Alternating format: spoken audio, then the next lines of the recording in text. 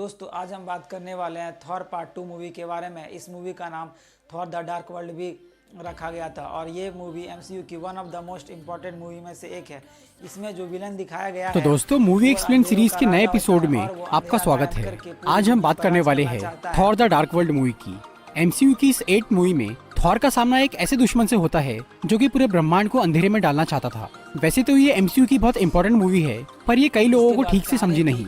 इसीलिए आज मैं Thor the dark world movie की पूरी स्टोरी शॉर्ट में एक्सप्लेन करूंगा। इस फिल्म की शुरुआत में ही हमें बहुत ही लाखों वर्ष पहले की टाइम दिखाया जाता है, जहाँ की यूनिवर्स बन रहा होता है और इस यूनिवर्स में अंधेरा ही अंधेरा होता है और इस अंधेरे के साथ ही जन्म होता है डार्क एल्फ का, जिन्हें अंधेरों का राक्षस भी कहा जाता है और ये अंधेरे में ही अपना साम्राज्य बनाने लगते हैं। उसके कुछ समय बाद ही इस यूनिवर्स में रोशनी का उदय होने लगता है। तब इन राक्षसों को रोशनी से अपनी पावर से रियलिटी स्टोन को ईथर नाम के हथियार में बदल दिया। ईथर की मदद से वो पूरे ब्रह्मांड में अंधेरा फैलाना चाहता था, पर ये काम इतना आसान नहीं था। इसके लिए मेलिकिथ को कन्वर्जेंस का इंतजार करना पड़ा। कन्वर्जेंस एक ऐसा इवेंट है जिसमें कई सारे प्लैनेट्स एक लाइन में आ जाते हैं और उनके बीच बहुत सारे पोर्टल ओपन हो जाते हैं, पर यह घटना 5000 साल में सिर्फ एक ही बार होती है। कन्वर्जेंस के दौरान जब मेलिकिथ ब्रह्मांड पर ईथर छोड़ रहा था, साथ लाइन में आ जाते हैं और वे एक साथ अपना पोर्टल खोल देते हैं ताकि वो ईथर को उस सारे ग्रहों पर एक साथ अंधेरा कर सके। और ये 5000 सालों में एक बार होता है और इसी टाइम का इंतजार ईथर 5000 सालों से कर रहा था। उसके बाद जब ये टाइम आता है तब एसगार्ड के राजा यानी ओडिन के पिता तब राजा हुआ करते थे, जो कि थॉर का दादा होता है, और वो तो के साथ 9 ग्रहों को संभालने में लगा था। 2 साल पहले जब बाइफ्रॉस्ट टूटा था तब से एसगार्ड वाले दूसरे ग्रहों पर नहीं जा पा रहे थे, इसीलिए सभी जगहों पर एलियंस ने आतंक मचा दिया था। पर अब टेसेरे क्यूब की पावर से बाइफ्रॉस्ट को ठीक कर दिया जाता है और थॉर सभी ग्रहों पर शांति स्थापित करता है। दूसरी तरफ पृथ्वी पर जेन फॉस्टर एक रिसर्च के लिए लंदन गई हुई थी। लंबे टाइम के लिए गहरी नींद में सो जाते हैं कहीं। उसके बाद हमें दिखाया जाता है 2013 का टाइम और उसके बाद हमें दिखाया जाता है कि लोकी को इधर बंदी बनाकर ओडिन के सामने पेश किया जाता है, क्योंकि लोकी ने धरती पर बहुत ही ज़्यादा आतंक मचाया था। इसीलिए अब ओडिन उन्हें जिंदगी भर उम्र कैद की सजा सुना तो वो उसके शरीर में घुस जाता है, जिससे वो बेहोश हो जाती है और घंटों तक वहीं पड़ी रहती है। उधर एसगार्ड में जब हाइमडाल थॉर को ये बताता है कि जेन फॉस्टर कहीं गायब हो गई है, तो थॉर उसे ढूंढने के लिए पृथ्वी पर आता है। तब तक जेन वापस लौट गई थी और अब उसकी बॉडी से भयानक रेडिएशन निकल रहा था। ये देखकर थॉर जेन का इलाज करने के लिए उसे एसगार्ड लेकर जाता है।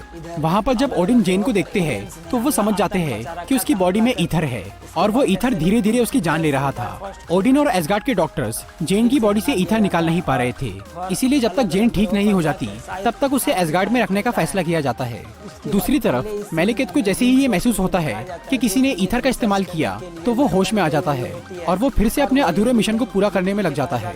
मेलिकिथ अपने कमांडर अलग्रिम को चालाकी से एसगार्ड की जेल में तभी वो गायब हो जाती है। उसके गायब होने का कारण ये होता है कि कन्वर्जन का टाइम धीरे धीरे नज़दीक आने लगता है और कभी कभी ग्रेविटी काम करना बंद कर देती है। इसीलिए कन्वर्जन के कारण अलग अलग ग्रहों के पोर्टल खुलने लगते हैं और जब जीन फोस्टर गायब होकर उस ग्रह पर पहुंच जाती है जहां पे ईथर को छुपा के रखा गया होता है। जीन फोस्टर की बॉडी में ईथर मेलिकिथ वहीं पे अपने काम को अंजाम देगा। डॉक्टर सेल्विग ने एक ऐसा डिवाइस बना के रखा था जो कि कन्वर्जेंस के वक्त किसी को भी कहीं भी टेलीपोर्ट कर सकता था। वो लोग उस डिवाइस को मेलिकिथ के खिलाफ इस्तेमाल करने का फैसला करते हैं। अगले दिन मेलिकिथ अपनी सेना के साथ ग्रेनिच में पहुंचता है। थॉर वहां आकर मेलिकिथ को लड़ाई में उलझाए रखता है ताकि कन्वर्जेंस का समय बीत जाए और जेन उस डिवाइस की मदद से मेलिकिथ की सेना को स्वाडलफाइम पर भेजने लगती है। फिर जब लड़ाई के दौरान थॉर मेलिकिथ से कुछ देर के लिए अलग होता है तो वो उन पोर्टल के जरिए वहां पर पहुंचकर जीन को पकड़ने लगता है और जैसे ही वो जीन को पकड़ने के लिए उसके रूम में जाता है तब वहां पर थॉर की माँ फ्रीगा आ जाती है और जीन को बचाने के लिए फ्रीगा अपनी जान को कुर्बान कर देती है। और उसके बाद मेलिकिथ को फ्रीगा की मौत के बाद खाली हाथ ही वहाँ से वापस भागना पड़ता है और तभी वहाँ पर ओडिन आ जाता है और फ्रीगा की मृत्यु देखकर जीन को जेल में डाल देता है। और अब उधर ओडिन मेलिकिथ से अपना बदला लेने के लिए उल्टी सीधी हरकतें करने लगता है, बट थॉर ये बात जानता है कि ईथर को वापस लेने के लिए मेलिकिथ फिर से एसगार्ड पे हमला जरूर करेगा। इसीलिए वो ओडिन से कहता है कि हमें जीन को शटल प्लेनेट पर ही ले जाना पड़ेगा। इसके लिए ओडिन इजाज़त नहीं देता है। तभी थॉर ओडिन के खिलाफ जाकर जीन को जेल से छुड़ा लेता है और वो उसके साथ लोकी को भी जेल से छुड़ा लेता है, क्योंकि लोकी को ही ऐसे खुफिया रास्तों के बारे में पता होता है जो कि बायफॉस्ट के बिना ही दूसरे प्लेनेट पे जा सकते हैं। और वहां पर पहुंचकर लोकी बहुत ही चालाकी से मेडिकिट को बेवकूफ़ बनाकर जीन फोस्टर के बॉडी से ईथर को जमा किया करता था, इसीलिए उसे ईथर की जिम्मेदारी सौंप दी जाती है। तो दोस्तों, ये थी Thor the dark world movie की पूरी स्टोरी। अगर आपको ये वीडियो अच्छी लगी हो तो इसे लाइक और शेयर जरूर करिए, और ऐसी इंटरेस्टिंग वीडियोस देखने के लिए सब्सक्राइब कीजिए हमारा चैनल और इस बेल को दबाइए ताकि आपको हमारी वीडियोस सही टाइम पर मिल सके। से लड़ने के लिए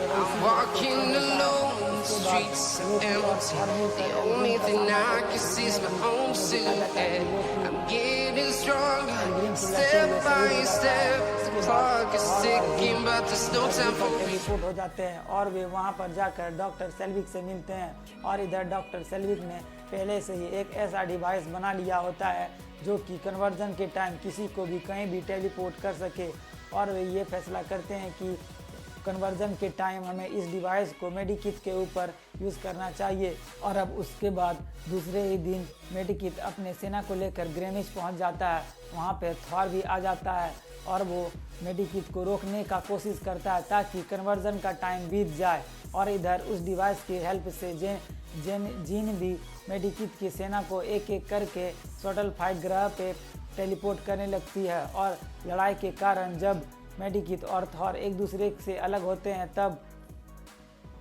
तब मेडिकिट पोर्टल की हेल्प से ईथर को सारे ग्रहों पर छोड़ने लगता है। इनमें सो जाते हैं।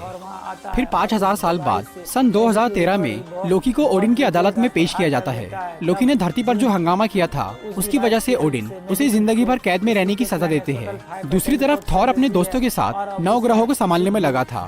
2 साल पहले जब बायफॉस्ट टूटा था तब से एसगार्ड वाले दूसरे ग्रहों पर नहीं जा पा रहे थे, इसीलिए सभी जगहों पर एलियंस ने आतंक मचा दिया था।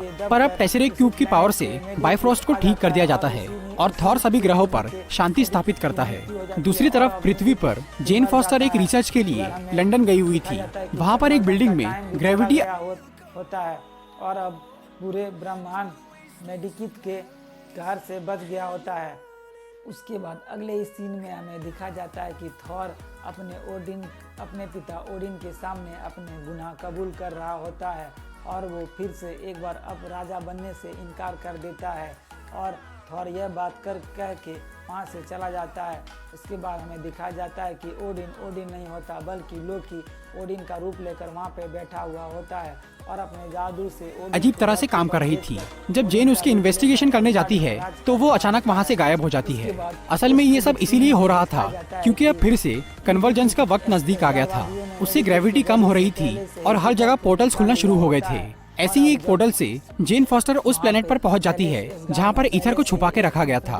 वहां जब जेन ईथर के पास जाती है तो वो उसके शरीर में घुस जाता है, जिससे वो बेहोश हो जाती है और घंटों तक वहीं पड़ी रहती है। उधर एसगार्ड में जब हाइमडाल थॉर को ये बताता है कि जेन फॉस्टर कहीं गायब हो गई है तो थॉर उसे ढूंढने के लिए पृथ्वी पर आता है। तब तक जेन वापस लौट गई थी और अब उसकी बॉडी से भयानक रेडिएशन निकल रहा था। ये देखकर थॉर जेन का इलाज